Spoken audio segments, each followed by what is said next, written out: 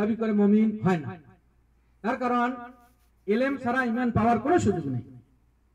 আমি যদি আল্লাহ সম্পর্কে না জানি, রাসূল সম্পর্কে না জানি, জান্নাত জাহান্নাম সম্পর্কে যদি জ্ঞান না থাকে, তাহলে আমি কোন দিনের বা কোন দিনকে ফলো করি কিসের আশায়? তাহলে আমাকে আগে আল্লাহকে চিনতে হয়, রাসূলকে জানতে হয় এবং ইসলামকে জানতে হয়। এবারে যদি আমি ইসলামে প্রবেশ করি তাহলে কাজে লাগে। আর এই কারণেই তো সম্মানিত ভাইরা, আল্লাহ রাসূল সাল্লাল্লাহু আলাইহি ওয়াসাল্লাম বলেছেন, ইফতারাকাতিল ইয়াহুদু বিওয়াহিদিন ওয়া সাবঈনা ফিরকা ওয়া ইফতারাকাতিন নাসারা বিইথনাইন ওয়া সাবঈনা ফিরকা ওয়া সাতাফতারিকু উম্মতি বিথালাথিন ওয়া সাবঈনা ফিরকা। অর্থ হলো এই যে ইহুদিগণ 71 দলে বিভক্ত হয়ে গেছে, খ্রিস্টানগণ তারা 72 দলে বিভক্ত হয়েছে, উম্মতে মুহাম্মাদি 73 দলে বিভক্ত হবে। তার ভিতরে একটি দল তারা জান্নাতে প্রবেশ করবে আর বাকি 72টি দল আপনাকে জাহান্নামে নিক্ষিপ্ত হবে। তাহলে বোঝা গেল রাসূল সাল্লাল্লাহু আলাইহি ওয়াসাল্লাম বলে গেছেন। আর আজকে আমি যে সমাজে তাই দেখতে পাই, একাধিক গ্রুপ এবং তারা নিজেদেরকে উম্মতে মুহাম্মাদি এবং আল্লাহর বান্দা দাবি করে। এবার সাহাবীগণ জিজ্ঞাসা করলেন, হে আল্লাহর রাসূল, সেটা কোন দল যে দলটি জান্নাতে যাবে? তখন আল্লাহ রাসূল সাল্লাল্লাহু আলাইহি ওয়াসাল্লাম কি বলছেন? মা আনা আলাইহি ওয়া মা আসহাবি। আমি যে সিলেবাসের উপরে আছি, আমি যে সিস্টেমের উপরে রয়েছি এবং আমার সাহাবীগণ যে সিলেবাসের উপরে, যে মানহাজের উপরে রয়েছে, যদি কোন মানুষ আমার এবং আমার সাহাবীর পরে এটার উপরে চলে তাহলে তারা ওই এক গ্রুপ যেটি কি জান্নাতে প্রবেশ করবে। আর বাকি দল তারা কি জাহান্নামে যাবে যারা আমাকে এবং আমার সাহাবীদেরকে অনুসরণ করবে না। তো সম্মানিত ভাইরা, আজকে আমরা সমাজে দেখতে পাই, যখন আমরা বলি যে বুখারী শরীফের হাদিস হলো এই, আল্লাহ রাসূল এই বলেছেন, তখন আমরা সমাজে কি পাই যে না, আমাদের নেতা তো এটা বলেননি, না আমাদের বাপদাদা শুদ্ধ পুরুষ তো এটা করেন নাই, তারা কি রাসূলকে প্রাধান্য দেয় না। তো যারা এর উপরে রয়েছেন, তাহলে যারা কি মনে করেন সরসিনা, তারা কি তাদের সরসিনা নিয়ে আসেন, যারা কি তাবলিগি তারা তাবলিগি রয়েছেন, যারা আপনার ফুরফুরে তাদের ফুরফুরে রয়েছেন, তারা বিভিন্ন 88 দলে বিভক্ত রয়েছে, মানে তাদের নিয়ে তার বিভক্ত করে নিয়ে এনেছেন। এমন ভাবে কি আরো বিভিন্ন দল যারা রয়েছে, বিভিন্ন দলে কি যারা মানুষ বিভক্ত হয়েছে, জামাতিরা জামাতের সিস্টেম অনুযায়ী তার, তখন তাদেরকে জিজ্ঞাসা করে, না আমাদের নেতাই বলেছেন, আমাদের নেত্রী এই বলেছেন, আমাদের ইমাম বলেছেন, আমাদের মাযহাবে এই বলেছে, এই কথা কিন্তু রাসূল সাল্লাল্লাহু আলাইহি ওয়াসাল্লামকে প্রাধান্য দিতে পারেন না। এই কারণে ওই সমস্ত ভাই কিয়ামতের দিন ওখানে যা বলবে আল্লাহকে যে আমি তো কি তাবলিগি, আমি জামাতি, আমি শরসিনা, আমি মাযহাবি, আমি ফুরফুরা বা আমি অমুক, এগুলো কাজ হবে না। তার কারণ আল্লাহ তাআলা শুরুতেই কবরে কি জিজ্ঞাসা করবেন? মা রব্বুক, তোমার রব কে? তো একজন ব্যক্তি যদি রব সম্পর্কে জ্ঞান না রাখে তাহলে কেমন কি উত্তর দেবে? না, সুযোগ নেই। তাহলে যে সমস্ত ভাইরা তাওহীদ জানে না, এবারে দিন কায়েম করে না, কাজে লাগে না, কোনো বাসপাশে ফায়দা নেই। তার কারণ তারা তাওহীদ জানে না, বোঝেন না। আর কবরে গেলে আগে কি তার রব সম্পর্কে জিজ্ঞাসা, এবারে কি মান নবিয়ুক, তোমার নবীকে, নবী সম্পর্কে জিজ্ঞাসা করবে, তাহলে নবীকে জানতে হবে। এবার যদি আমি নবীকে প্রাধান্য না দিয়া এবার অন্য কাউকে প্রাধান্য দেই, না, কাজ হবে না। এবারে বলতেছে মা দীনুক, এবং তোমার দিন কি, মানে কোরআন এবং হাদিসে কি আছে, অর্থাৎ তোমার দিন অর্থাৎ ইসলাম।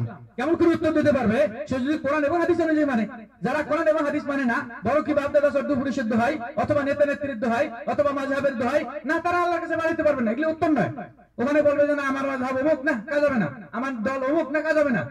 আমাকে কোরআন এবং হাদিসের অনুসারী হতে হবে, তাহলে আপনি আল্লাহ অনুযায়ী এই উত্তর দিতে পারবো। এবারে কি আমাদের নবী যে মুহাম্মদ, তা উত্তর দিতে পারবো, আমাদের দিন যে ইসলাম, তা আমরা উত্তর দিতে পারবো। কিন্তু যদি আমরা যার তার গোলামি করি, তাহলে কি ওখানে গিয়ে পার হইতে পারবো না, দুনিয়াতে পার হইতে পারবেন। তার কারণ দুনিয়াতে আপনি কি আপনার জোর রয়েছে, হামাকায় যুক্তি রয়েছে, যেখানে কোরআন হাদিসে যুক্তি নাই, কিন্তু আপনার কি সংখ্যা বেশি, বিভিন্ন কারণে আপনি পার হয়ে যাবেন। কি করবেন দুনিয়াতে? কিন্তু মরার পরে আপনার মা ওখানে যাবে না, আপনার ওই নেত্রী যাবে না, আপনার ওই নেতা যাবে না, কেউ যাবে না, আপনার দেখা যাবে কি একাই উত্তর দিতে হবে। এই কারণে দুনিয়াতে থাকতেই সঠিক কোনটা সেটা বাঁচিয়ে নিয়ে কি আপনাকে আমাকে মৃত্যুবরণ করতে হবে। আর সঠিক হলো কি, যেটি কোরআনে রয়েছে, যেটি হাদিসে রয়েছে, এর নামই হলো কি, যেটা কি আল্লাহ তাআলা কোরআন মাজিদে বলছেন, হাযা সিরাতি, এই হলো আমার রাস্তা, তোমরা এই রাস্তায় কি করো, তোমরা কি করো, ধাবিত হও, এই অনুযায়ী চলো। আল্লাহ রাসূল সাল্লাল্লাহু আলাইহি ওয়াসাল্লাম বলে গেছেন যে আমার উম্মত ততক্ষণ পথভ্রষ্ট হবে না যতক্ষণ পর্যন্ত দুটি জিনিস ধরে রাখবে। সেটি হলো কি, কিতাব আল্লাহ, আল্লাহর কোরআন, ও সুন্নাত রাসূলুল্লাহ, এবং রাসূলের সুন্নাত। তাহলে যদি আপনি রাসূলের সুন্নাত না অনুযায়ী না চলেন, তাহলে কেমন করে হয়? না, হয় না। আপনাকে যখন বলা হয় যে ভাই জোরে আমিন পড়া বুখারী শরীফ হাদিস? বলেন না, এটি হলো আপনার ওই সাহাবীর জমানায় সাহাবীরা পালে যাইতো, তো রাসূল টের পাইতেন না, এই কারণে কি এমনটা করছেন। আবার এই ধরনের কেউ যদি আকীদা বিশ্বাস রাখে, আগে যতটুকু ঈমান ছিল এবার একেবারেই শেষ। তার কারণ কোন সাহাবী ঈমান আনার পরে আপনার আমার মতো কি বলে দুর্বল ঈমানের লোক ছিলেন না, তারা কঠিন ঈমানের পরিচয় দিয়েছেন। তারা এইরকম কোনদিন পালান নাই। যারা সাহাবীদের উপরে এই কলঙ্ক অপবাদ দিয়ে থাকে, তাদের ঈমান থাকার কোনো সুযোগ নেই। হ্যাঁ, কোনো কি নাই, আপনার কি সুযোগ নাই। হ্যাঁ, হয়তো দেখা যাবে একজন আসতে পরে জোরে পড়ে, যদি কি মানে এবার আসতে পরে তার নামাজের সাথে আপনার সওয়াবের কম বেশি হবে, কিন্তু দেখা যাবে ইনশাআল্লাহ কিন্তু যার নামাজ হয়ে যাবে। যে সমস্ত ভাই এই ধরনের উত্তর শেখে যে সাহাবীরা পালে যাইতো, এই কারণে এমনটা শিখিয়েছেন, এটি চরম কি আপনার আকীদাগত দিক থেকে চরম কি অন্যায়। সম্মানিত ভাইরা, এমনই একাধিক হাজার উদাহরণ রয়েছে। এবারে যদি বলা হয় যে ভাই এটা তো ইসলাম এই হলো এই রাসূল এইভাবে বলেছেন, কিন্তু মানুষ কি মানতে নারাজ, বরং কার বাপ দাদা সদ্য পরিশুদ্ধ হয়, এত মানুষ করে। এবার টিভিতে বললো অনেক কাহিনী, কিন্তু দলিলের কথা বলেন না, কি করেন না, তা বলেন না। এই লোকগুলি পার হইতে পারবে না। তার কারণ আল্লাহ বলতেছে কখনোই আমার উম্মত পথভ্রষ্ট হবে না যতক্ষণ পর্যন্ত কোরআন এবং হাদিস আঁকড়ে ধরে। কিন্তু যখন আমি কি বাপ দাদার দোহাই দেই, তাহলে বুঝে গেল না, যেহেতু আমি কোরআন হাদিস হটিয়ে গেছি, তাহলে কাজ হবে না। যখন আমি দোহাই দেই মাযহাবের, যখন আমি দোহাই দেই অনেক মানুষের, যখন আমি দোহাই দেই অমুক হুজুর ট্রিপল টাইটেল, এগুলা কি আপনার দলিল নয়। দলিল হলো কোরআন হাদিস। যদি রিশকে আল্লাহর কাছে থাকে, সেটাই আপনি কি করবেন, গ্রহণ করবেন। যদি সেটা কি কোরআন এবং সেই হাদিস থেকে কি হয়ে থাকে, কত বড় আল্লামা, এবার যদি ভুল বলে সেটি গ্রহণ করার নাই, আপনার কি নাই, সুযোগ নাই। সম্মানিত ভাইরা, আমাদের দেশে একটি বইয়ের নাম অনেকে হয়তো বা জানবেন, অনেকে জানবেন না। যেমন আপনার একটা বইয়ের নাম হলো আল হেদায়া। এটা হলো কি হানাফি মাযহাবের সবচেয়ে বড় বই। তারা বলে আল হেদায়াতু কাল কোরআন, এই হেদায়া হলো কোরআনের মতো। এই কোরআন, এই তাদের হেদায়েতে এমন কিছু নোংরা কথাবার্তা রয়েছে যেটি একজন মানুষের ঈমানই টেকে না। এই হেদায়েতে কি আছে আপনার ওই বইয়ে, যে আপনার মহিলা মানুষের ঋতু দ্বারা আপনার কোরআন লেখা যায়।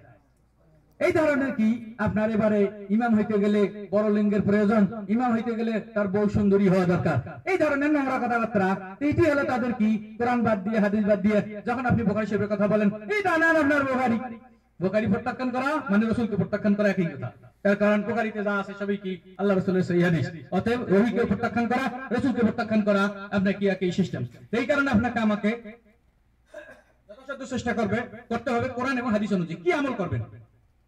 আল্লাহ তাআলা মুহাম্মদ সাল্লাল্লাহু আলাইহি ওয়াসাল্লামের মাধ্যমে ইসলামকে পরিপূর্ণ করেছেন। কি বলছেন, আল-ইয়াওমা আকমালতু লাকুম দীনাকুম ওয়া আতমামতু আলাইকুম নি'মাতি ওয়া রাদিতু লাকুমুল ইসলাম দীনা। বিদায়ের দিন আল্লাহ তাআলা মুহাম্মদ সাল্লাল্লাহু আলাইহি ওয়াসাল্লামের উপর কোরআন নাযিল করেছেন। হে মুহাম্মদ, এই যে আল্লাহ তাআলা বলে দিলেন যে এবারে কি আমি দ্বীনকে পরিপূর্ণ করলাম, কি করলাম, দ্বীন আজকে থেকে পরিপূর্ণ হয়ে গেছে, আমার নিয়ামতকে আমি কি পরিপূর্ণ করেছি। অতএব আপনার নতুন করে এখানে নিয়ে আসার কোনো কি নাই, সুযোগ নাই। আপনার কিসের প্রয়োজন, আপনি কোরআন হাদিসে পাবেন। একজন মানুষ টয়লেটে গিয়ে কিভাবে বসবে, এই কথাটা হাদিসে আছে। কোন কথাটা, টয়লেটে গিয়ে কিভাবে বসবে, এই কথাটা হাদিসে লেখা রয়েছে। অতএব এর চেয়ে যদি বড় কিছু হয়, সেটি অবশ্যই কি আপনার কি আমার কি থেকে গেছে, আমরা খুঁজি পাবো যদি আমরা কি করে আমল করি থাকি। তো সম্মানিত ভাইরা, আপনাদের প্রতি উদারতা একটাই আহ্বান, সেটি হলো আপনার চোখকে খুলুন, আপনি কোরআন এবং সেই হাদিস অনুযায়ী চর্চা করুন। এটি হলো কি আপনাদের প্রতি উদারতা আহ্বান। আপনি অন্ধ অনুসরণ করবেন, বাপ দাদা সদ্য পুরুষের দোহাই দেবেন, ইলি কাজ হবে না, কি হবে না। এখানে পার হইতে পারবেন, এখানে আমি আপনার মাথায় বাড়ি দিতে পারবো না, বা আপনাকে জেলখানায় প্রবেশ করাইতে পারবো না, কিন্তু দেখা যাবে যে কি কিয়ামতের দিন বা কবরে আপনি পার হইতে পারবেন না। যাই হোক সম্মানিত ভাইরা, লম্বা করতে চাই না, রাইট অনেক হয়ে গেছে। যাই হোক, আমাদের হালকা যে খেলাধুলা থাকে তো হয়ে গেল। এবারে আমাদের সামান্য কিছু পুরস্কার রয়েছে, আমরা ইনশাআল্লাহ ডান পাশ থেকে কি করবো দেব ইনশাআল্লাহ সবাই। তবে সবাইকে যদি প্রশ্ন করি তাহলে মনে হয় দেখা যাবে যে কি 1 মিনিট করে হলে অনেক সময়ের প্রয়োজন, এত সময় আমাদের কি কম। এই কারণে আমরা মানে কি মাফ করে দিলাম যে আর প্রশ্ন কি ধরবো না। ইনশাআল্লাহ কি আমরা কি হয়তোবা এমনিতেই কি পুরস্কার কি দিয়ে দেবো। এবারে আমাদের সামনে আছেন আমাদের হয়তোবা মানে কি আমাদের খেলোয়াড়, আমাদের বিল্লু ভাই আমাদের মনে হয় ফুটবল খেলছেন, হয়তো বা মানে কি উচ্চ পর্যায়ে না থাকলেও মনে হয় কি মোটামুটি হাড়ি ভাঙা ফার্স্ট। আচ্ছা, হাড়ি ভাঙি ফেলছেন হাড়ি। তাহলে আপনার বেশি জরিমানা না, 100 রিয়াল দিলেই কি চলবে, আপনি যেহেতু হাড়ি ভাঙি ফেলছেন। যাক, এবারে আমাদের পক্ষ থেকে আমাদের বিল্লু ভাইকে সামান্যতম কি হাদিয়া। তো ওয়ালাইকুম আসসালাম ওয়া রাহমাতুল্লাহ।